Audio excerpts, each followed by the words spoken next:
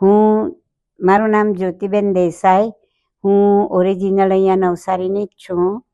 છેલ્લા 35 થી 40 વર્ષ હું USA રહેતી હતી, ટેક્સાસ, અને હવે રિટાયરમેન્ટમાં છેલ્લા 3-4 વર્ષથી અહીં નવસારી વારંવાર મોટાભાગે રહેવાનું શરૂ કર્યું છે. મને ઘણા વખતથી હાઈ બીપી અને શુગરનો પ્રોબ્લેમ હતો જ, અને છેલ્લા 8-1 મહિનાથી એ પ્રોબ્લેમ વધી ગયેલો. બધા સ્નાયુઓ સ્ટીફ થઈ ગયેલા. પણ મને મારી ડોટરે સજેસ્ટ કર્યું થેરપીનું. મેં ધ્યાન પણ લીધું નહીં અને નિગ્લેક્ટ કરી આ વાત.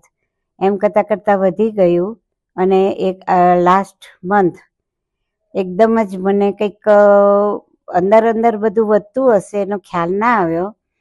અને પછી પેલા એની પગના જે આંગળા છે એ થોડા ઘણા સોજી ગયા, પણ એકદમ પેલો દાઝેલાનો પેલો ફોડલો થતો હોય એમ આખી પગની પાટલી ફૂલી ગઈ આખી, અને ઉપર પણ થોડા ફોડલા જેવા આગળ સુધી વધ્યા, હિપ સુધી. એમાં પાણી ભરાયું પણ મને કંઈ જ ખબર પડી નહીં.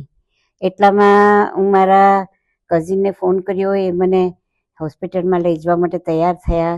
હું અંદર બેઠી એમની ગાડીમાં, અને ત્યાં બેઠા પછી પણ અમે નીકળ્યા, અને પાણી અંદરથી પડતું હશે.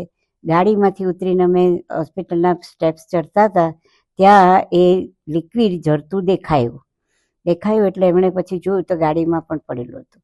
અંદર દાખલ થયા પછી ડૉક્ટર સોહમને અમે કન્સલ્ટ કર્યા, અને એમણે એમની રીતે જે કંઈક કરવા જેવું હતું પ્રોસિજર શરૂ કરી દીધો, અને તાત્કાલિક આ એકદમ ઇમરજન્સી કન્ડિશનમાંથી થોડી રાહત થઈ મને.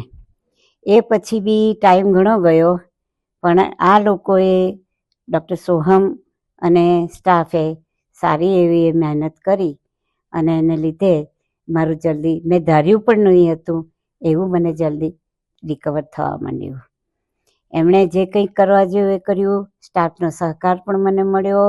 હવે લગભગ ઘણો ફરક પડી ગયો.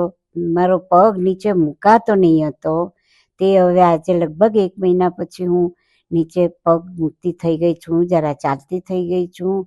અને હવે ફક્ત એટલી જરાક રાહ જોઉં છું કે હું હવે વોકરથી અથવા તો કેનથી જાતે થોડું 8-10 સ્ટેપ્સ બી ચાલતી થઈ જાઉં, અને મારું પોતાની દૈનિક ક્રિયાઓ કરતી થઈ જાઉં.